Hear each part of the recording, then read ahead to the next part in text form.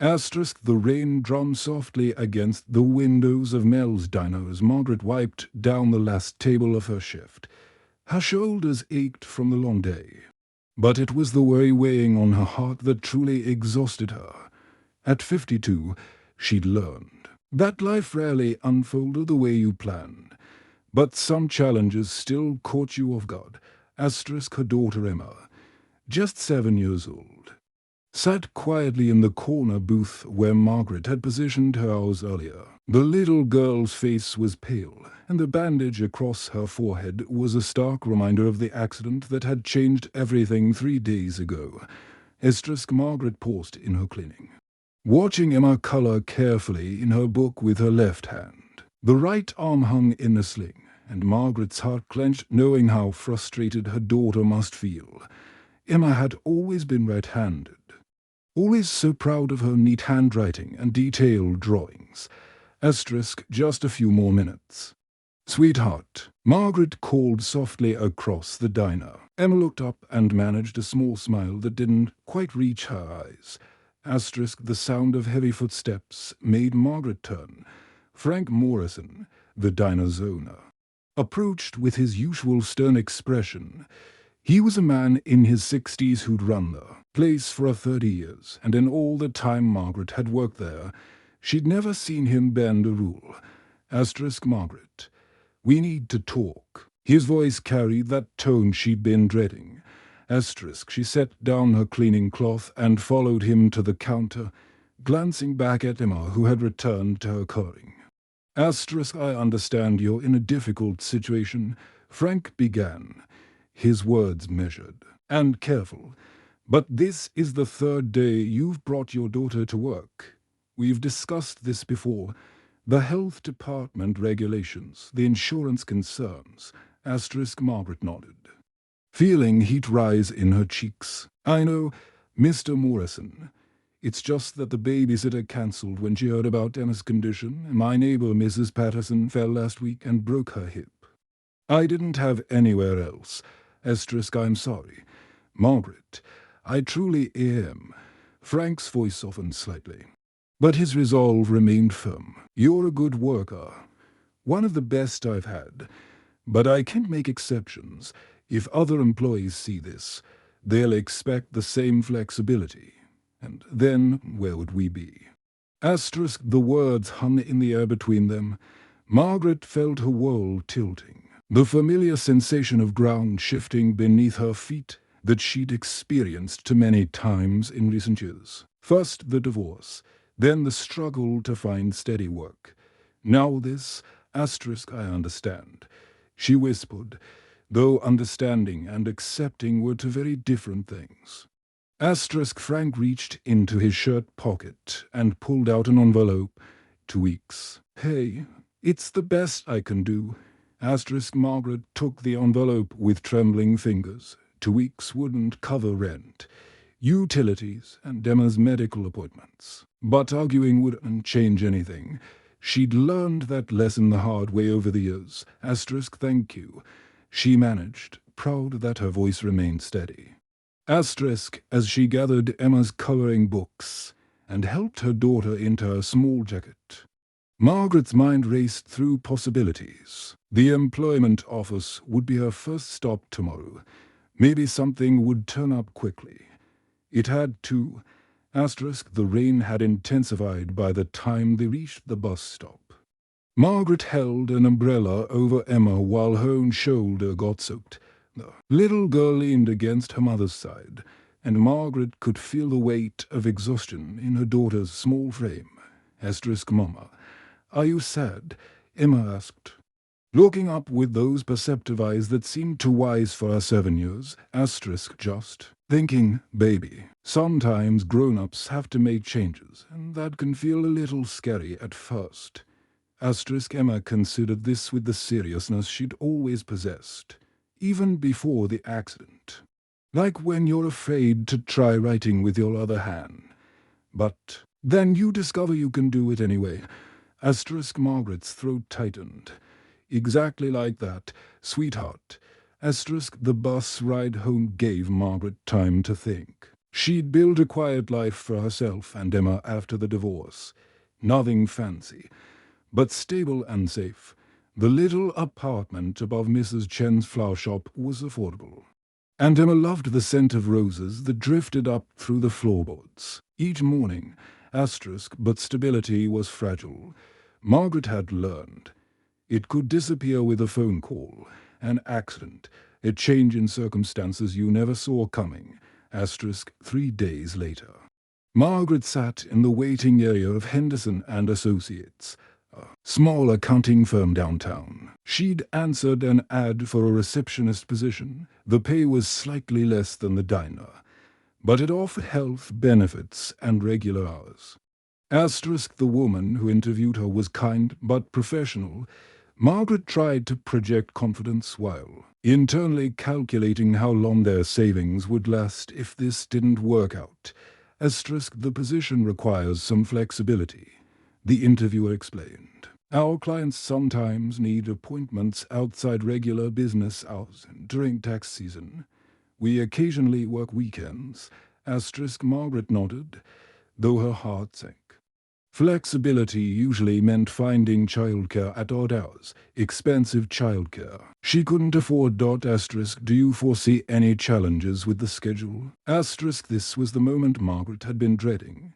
Be honest and risk losing the job, or hope complications wouldn't rise and deal with consequences later.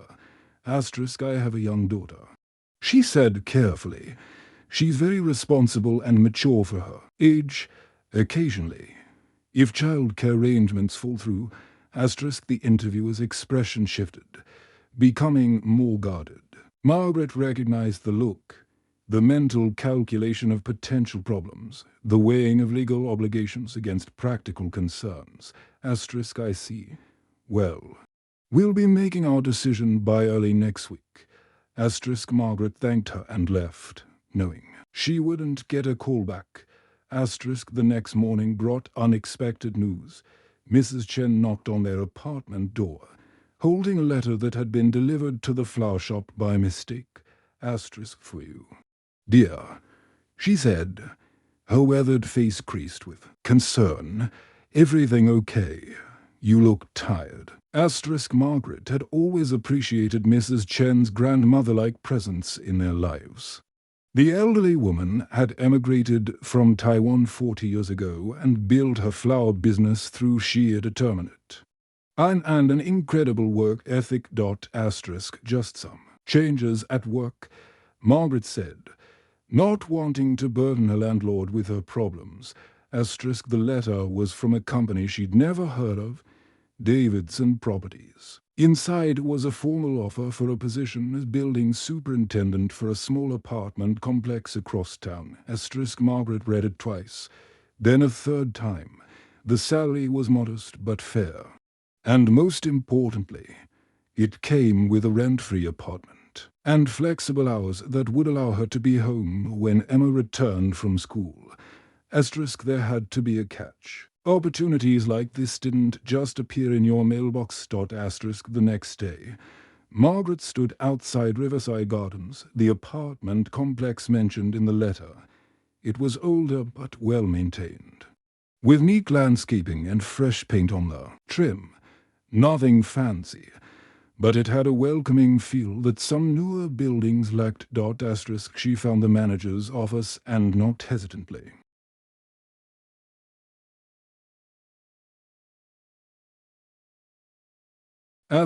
Come in, called a voice from inside.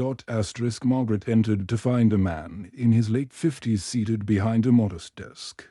He had kind eyes behind wire-rimmed glasses and the sort of calm presence that immediately put her at ease. You must be Margaret, he said, standing to shake her hand. I'm David Davidson. Thank you for coming. Thank you for the opportunity. Mr. Davidson, though I have to admit, I'm not sure why you contacted me. I didn't apply for this position. David smiled, gesturing for her to sit down. No, you didn't. But I have my ways of finding good people when I need them. Something in his tone made Margaret study his face more carefully. There was something familiar about him, though she couldn't place where they might have met.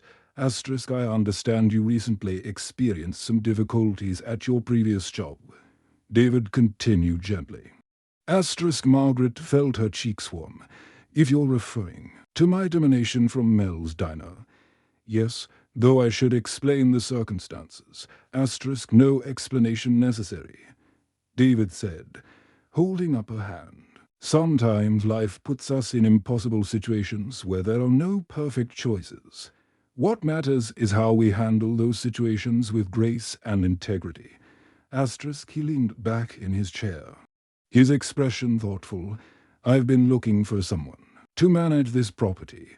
Someone who understands that a building is more than just apartments and maintenance schedules. It's a community, people's homes, and sometimes those people need a little extra understanding when life gets complicated. Asterisk, Margaret felt tears prick her eyes, though she wasn't sure why.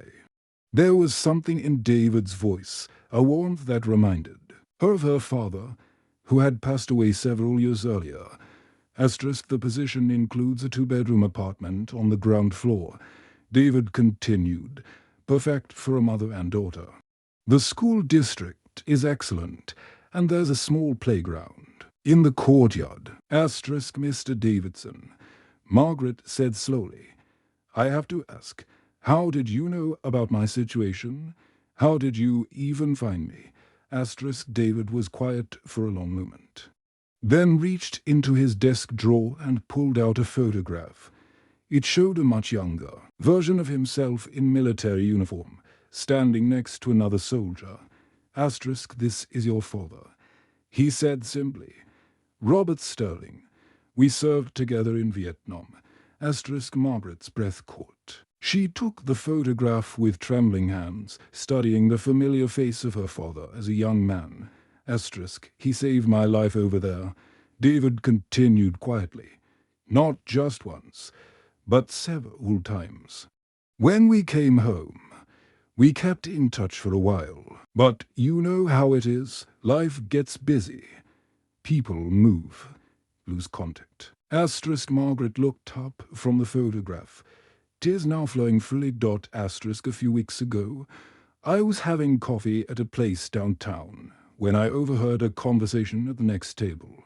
A woman was talking about a waitress at Mel's Diner who'd been fired for bringing her sick daughter to work. She mentioned the woman's name was Margaret Sterling. Asterisk, David's voice grew softer. I started asking round, very discreetly, when I learned who you were. I knew I had to help. Your father once told me he had a daughter, said she was the light of his life. He'd be proud of the woman you become. Margaret, proud of how you're raising your little girl.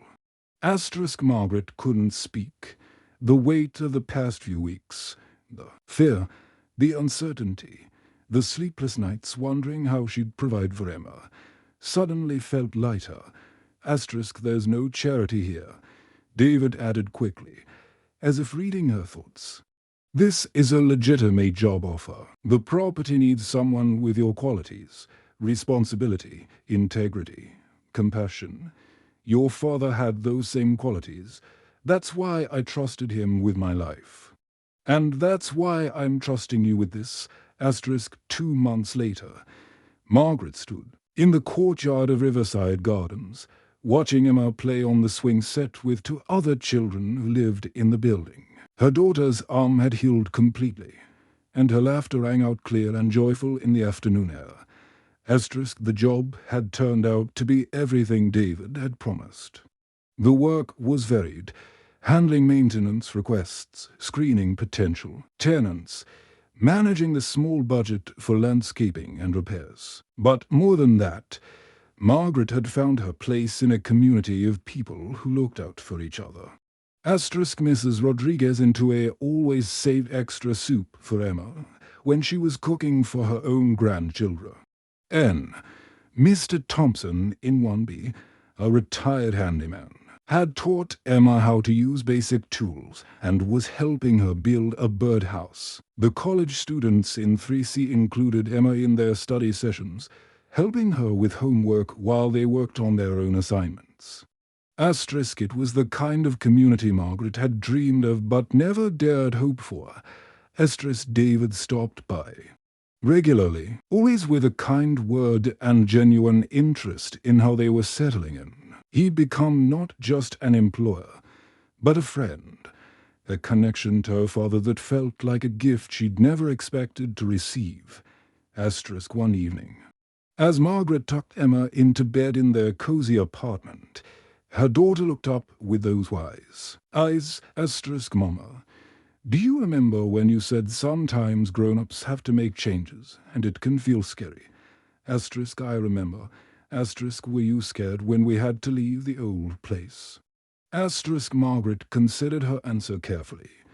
Yes, sweetheart, I was scared. But do you know what I learned? Asterisk, Emma shook her head. Asterisk, sometimes when one door closes, it's because there's a better door waiting to open. We just have to be brave enough to keep walking until we find it. Asterisk, Emma smiled. The same radiant smile that had lit up Margaret's world. For 7 years, asterisk, I like our new door. Mama, asterisk, so do I. Baby, so do I, asterisk, as Margaret turned off the light and headed to her own room. She paused at the window overlooking the courtyard. The evening was quiet, peaceful. Tomorrow would bring its own challenges, as all days do. But tonight, she felt something she hadn't experienced in a very long time. Asterisk, she felt home. Asterisk, and sometimes. Margaret reflected as she settled into bed. That's the greatest gift of all. Not just a place to live, but a place to belong. A reminder that kindness still exists in the world, often appearing when we need it most, sometimes carrying the love of those who came before us and paving the way for those who will come after. Asterisk, in the gentle rhythm of her breathing, asleep, approached, Margaret offered a silent thank you to her father, whose goodness had somehow found its way back to her across the years. Wrapped in the unexpected kindness of a stranger who wasn't really a stranger at all.